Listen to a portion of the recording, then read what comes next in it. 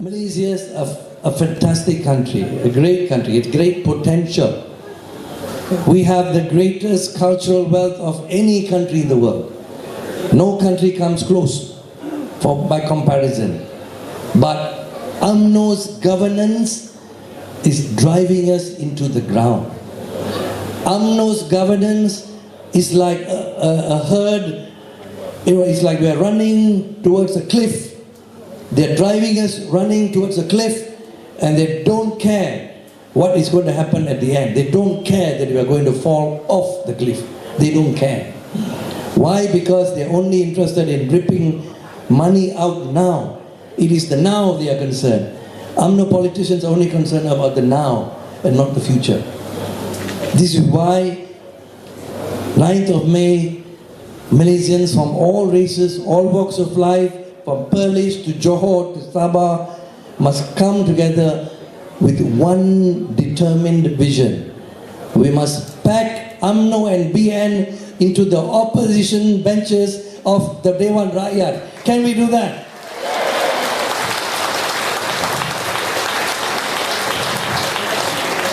We cannot have this pattern of development which is going on now. Stealing us blind. Stealing right from under our nose and pretending the theft did not take place. The yacht is right there in Bali.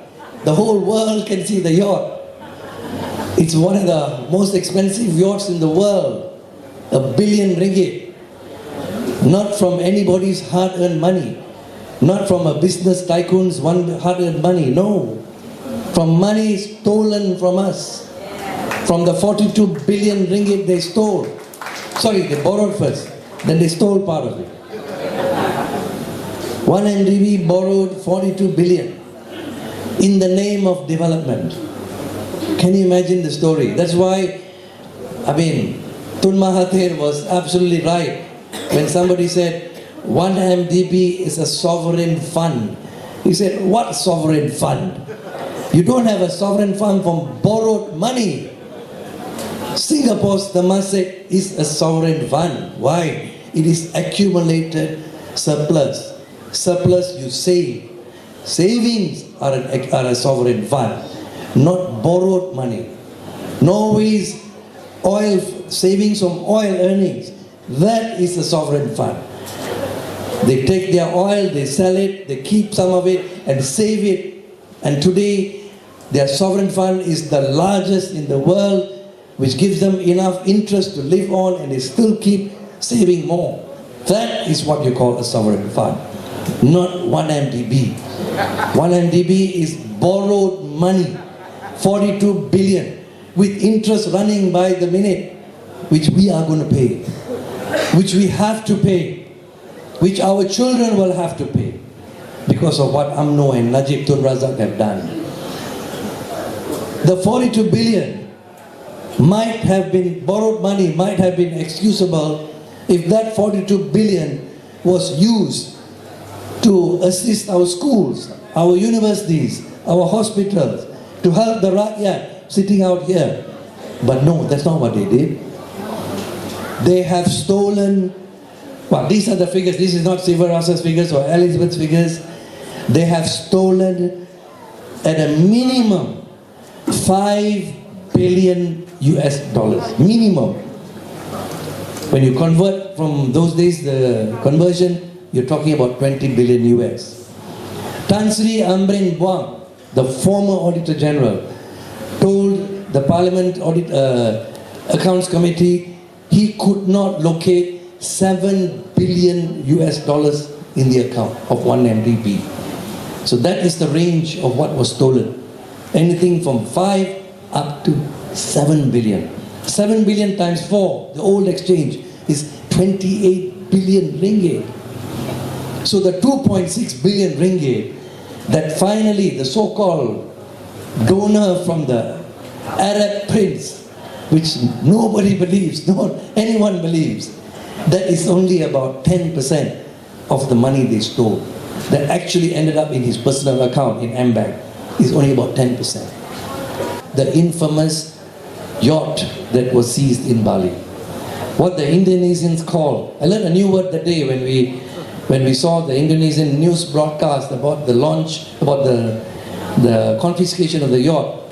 And this Indonesian newsreader speaking in Indonesian said, kapal super mewah.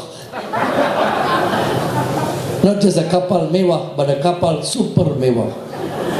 Because why? It was 1 billion ringgit on the water. That 1 billion ringgit is our money.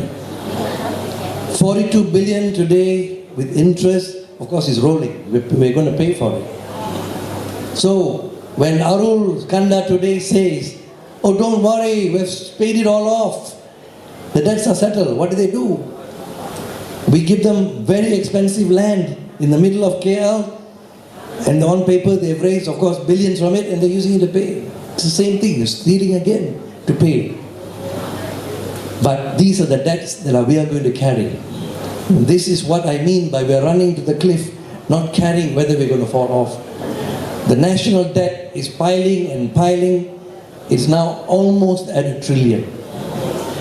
We have legal safeguards in this country in terms of public borrowing. We are not supposed to borrow more than 55% of the GDP of the country. It's a legal safeguard put in there from the days of the 50s to make sure whatever government is there, you do not put the country on a dangerous footing for the future. But today, although nominally they tried to say they are keeping within that 55%, what they're doing now is shifting a lot of the debt into what you call off-budget debt.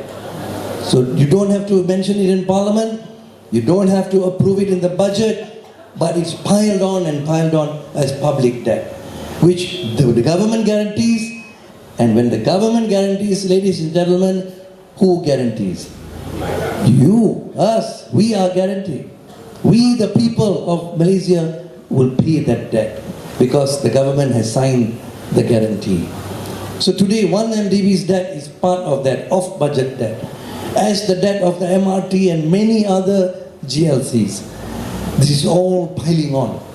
And there's really, if you ask me the question, Siva, do you know the actual amount of the public debt? We don't know, because it's all hidden. But we know roughly it is already coming to $1 trillion. We are paying 31 billion every year just purely on interest. 31 billion just to service interest. The income, the revenue which we get, the government declares and we debate in Parliament every October, is approximately 220, 230 billion. Imagine the economics of it, the numbers. You have a yearly income of 230 billion. You use 31 billion just to service interest. You got a debt of almost 1 trillion. When are you ever going to pay it back? Can we ever pay it back? When are we ever going to even start paying the principal? This is what UMNO and Barisan Nasional are doing to us. We don't care about the tomorrow. So the strategy is mega project after mega project after mega project. We don't care whether we need it. It's because I can make money from it.